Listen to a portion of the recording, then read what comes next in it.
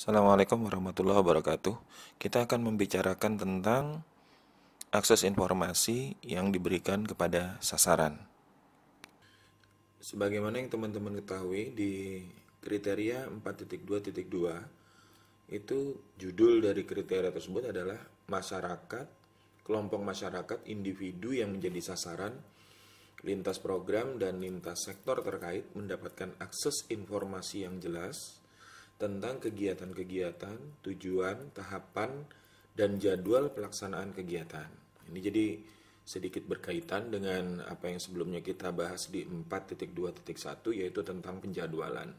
Diharapkan memang masyarakat, kelompok masyarakat, individu yang menjadi sasaran perlu mendapatkan informasi tentang kegiatan-kegiatan yang dilaksanakan tersebut. Jadi tadi ada tujuan, tahapan, dan jadwal pelaksanaan kegiatan sehingga mereka dapat menyesuaikan atau sasaran-sasaran kita tersebut dapat menyesuaikan dengan kebutuhan dan harapan dan menjamin pelaksanaan kegiatan tepat sasaran dan tepat waktu.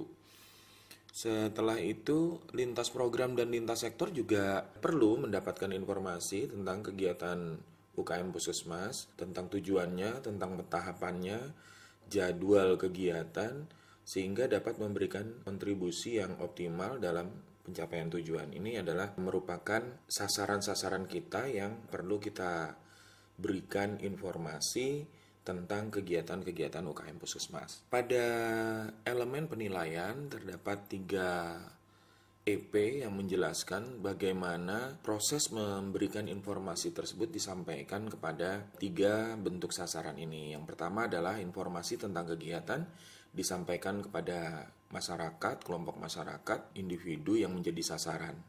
Kemudian di EP kedua, informasi tentang kegiatan disampaikan kepada lintas program terkait. Dan di EP ketiga disampaikan kepada lintas sektor terkait. Kalau kita lihat di sini bahwa pada EP 1 informasi tentang kegiatan disampaikan kepada masyarakat, kelompok masyarakat, individu yang menjadi sasaran ini bisa berbagai macam bentuk. Ya, jadi jangan terpaku harus bentuknya adalah bentuk pertemuan. Seringkali di dalam survei kita melihat bahwa teman-teman itu terpaku ingin menyampaikan bentuk-bentuk penyampaian informasi itu selalu hanya dalam bentuk pertemuan. Sebenarnya tidak harus ya. Jadi kita bisa menggunakan berbagai macam cara penyampaian informasi, misalnya dengan menggunakan media cetak, menggunakan media elektronik, atau di dalam media-media sosial yang merupakan milik dari Puskesmas. Itu bisa disampaikan bagaimana kita ingin informasi tentang UKM itu juga diketahui oleh masyarakat, kelompok masyarakat ataupun individu yang menjadi sasaran. Jadi di sini saya sangat mendorong untuk teman-teman membuat variasi di dalam melakukan penyampaian informasi terutama sekali yang kepada masyarakat, kelompok masyarakat, individu ataupun sasaran. Sedangkan untuk informasi tentang kegiatan disampaikan kepada lintas program terkait ini memang cenderung berbentuk pertemuan, sama dengan lintas sektor di EP ketiga itu memang cenderung berbentuk pertemuan. Ya mungkin di dalam pertemuan pertama bisa yang berkaitan dengan rencana apa saja yang akan dikerjakan, tujuannya, kemudian tahapan-tahapannya, kemudian di mini loka berikutnya itu bisa disampaikan dalam bentuk monitoring terhadap kegiatan tersebut, atau pada periode tertentu misalnya 6 bulanan bisa disampaikan dalam bentuk evaluasi atau penilaian dari kinerja. Ini bisa dalam bentuk pertemuan dan masing-masing sudah memiliki pertemuan tersendiri. Untuk lintas program misalnya kita bisa menyampaikannya di dalam mini loka bulanan pertama yang berisikan perencanaan apa saja yang ingin dikerjakan, apa saja yang menjadi keharusan misalnya dan seterusnya. Dan kemudian pada lintas sektor juga bisa pada pertemuan pertama dan selanjutnya. Seperti yang saya sebutkan tadi bahwa pada saat pertemuan pertama bisa berkaitan dengan perencanaannya, penjelasan tentang program itu bagaimana, sedangkan kemudian di tahapan-tahapan berikutnya bisa merupakan monitoring dan evaluasinya.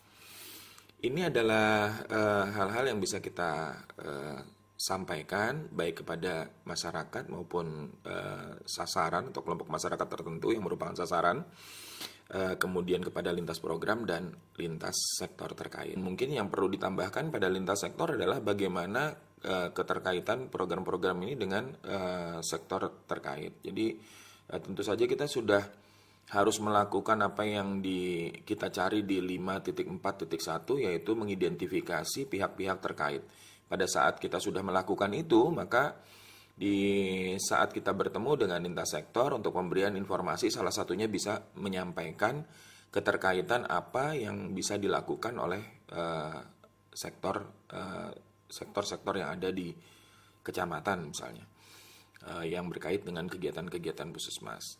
Kemudian pada EP keempat itu dilakukan evaluasi terhadap kejelasan informasi yang disampaikan kepada sasaran, lintas program, dan lintas sektor yang terkait. Teman-teman, kalau kita ingat bahwa di sini kalau melakukan evaluasi terhadap kejelasan informasi, kita bisa menggunakan penyampaiannya untuk pembuktiannya bisa menggunakan matriks kejelasan informasi, evaluasi kejelasan informasi yang di dalamnya ada bagaimana kita mengevaluasi dari informasi yang kita berikan tadi cukup jelas atau tidak kepada masyarakat. Dalam melakukan evaluasi ini, saya sangat mendorong teman-teman untuk melakukannya secara keseluruhan dari bab 4, 5, 6, di mana ada jenis evaluasi yang seperti ini, yang bukan evaluasi kinerja maksud saya, itu dilakukan hanya dengan secara sederhana. Jadi tidak harus melakukannya dengan menganalisis penyebab dengan tulang ikan misalnya, tidak perlu. Tapi kita bisa menggunakan kesepakatan-kesepakatan di mana kita memahami bahwa ada penyebab tertentu yang di dalam suatu kesulitan menyampaikan informasi misalnya, itu bisa dituliskan di dalam analisis penyebab. Prinsipnya seperti yang bisa dilihat di dalam matriks yang saya sampaikan ini. Misalnya ini, di sini ada tertulis apa saja yang kita lakukan, ya, apa saja yang kita evaluasi. Kemudian setelah itu bagaimana hasil evaluasinya. Kemudian jangan lupa kita berurusan dengan penyebab, bukan masalahnya. Jadi lakukan analisis apa penyebab dari, misalnya di sini dianggap satu kegagalan. Kalau tidak terjadi kegagalan atau kesulitan di dalam melaksanakan pemberian informasi, sebaiknya tidak usah diisi kolom-kolom berikutnya karena tidak perlu ditindaklanjuti. Kemudian baru setelah kita melakukan analisis penyebab, direncanakan tindak lanjut. Ini adalah secara sederhana kita bisa mengisi kolom-kolom ini. Nah, yang juga seringkali terjadi adalah teman-teman suka terlanjur mengisi ini semua dengan menambahkan tindak lanjut terhadap evaluasi penyampaian informasi, ditambahkan di bagian belakang dari matriks ini. Bagi saya ini kurang pas ya. Jadi aneh kalau ada tindak lanjut dibuktikan berada di dalam matriks. Seharusnya tindak lanjut itu memang terlihat kegiatannya apa, dan pembuktiannya adalah laporan kegiatan, bukan daftar dari ini sudah ditindaklanjuti, bukan seperti itu rasanya untuk menyampaikan tindak lanjut yang benar. Jadi bukan ditambahkan kolom di belakangnya tindak lanjut dan kemudian diisinya justru hanya dengan sudah ditindaklanjuti seperti itu. Kalau memang maksudnya adalah untuk melakukan monitoring, itu bisa kita lakukan di tempat lain, misalnya di 523 itu sudah ada monitoring jadwal yang juga ada di beberapa EP yang ada di bab 4. Jadi artinya teman-teman tolong kalau melakukan evaluasi jangan dicampur dengan bagaimana kita melaksanakan hasil dari evaluasi tersebut. Pada EP keempat kita bisa menyampaikan matriks yang didapatkan mungkin dari bagaimana teman-teman bisa berunding, tidak harus pertemuan yang benar-benar formal, harus menunggu sampai dengan ada RTM misalnya, tapi kita bisa menggunakan momen-momen tertentu di dalam menunggu bel pulang misalnya untuk melakukan evaluasi. Tapi tentu saja saya sangat menyarankan ini jangan terlalu sering dilakukan karena ini bentuknya evaluasi. Bentuk penilaian itu harus mempunyai jeda waktu yang cukup untuk kegiatan-kegiatan kita itu sudah dianggap terlaksana, sehingga Jangan sebentar-sebentar dievaluasi, sebentar-sebentar dievaluasi. Yang melekat itu adalah monitoring ya. Jadi yang pengawasan pengendalian itu yang melekat. Jadi terus-menerus dilakukan. Tapi kalau evaluasi lakukan secara periodik sehingga terasa ini peningkatan nilai dari kegiatan itu sampai seberapa jauh itu bisa dirasakan. Dan begitu juga saat melakukan tindak lanjut.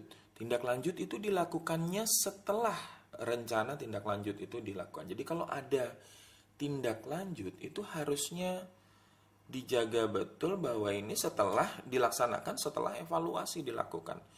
Lucunya kadang-kadang ini dilakukan bersamaan begitu ya. Jadi di dalam survei kita biasa menemui bahkan ada yang tindak lanjutnya kadang-kadang ada tindak lanjut yang sudah dilakukan dilakukan dahulu sebelum evaluasi dilakukan. Ini yang mungkin agar urut-urutan dari bagaimana kita mendapatkan sesuatu, kemudian kita melakukan cek, dan kemudian ada action di dalamnya, itu sudah dilakukan dengan tata urutan yang benar. Jadi PDCA berjalan untuk bahkan pada saat kita melakukan menjamin akses informasi kepada sasaran-sasaran kita ini terlaksana. Demikian, ini yang perlu kita bahas dalam pertemuan kali ini, di mana akses informasi ini juga merupakan hal yang perlu dilihat untuk pembuktian kegiatan-kegiatan UKM ini sudah disampaikan kepada sasaran-sasaran kita. Terima kasih atas perhatiannya. Bila taufiq wal hidayah. Assalamualaikum warahmatullahi wabarakatuh.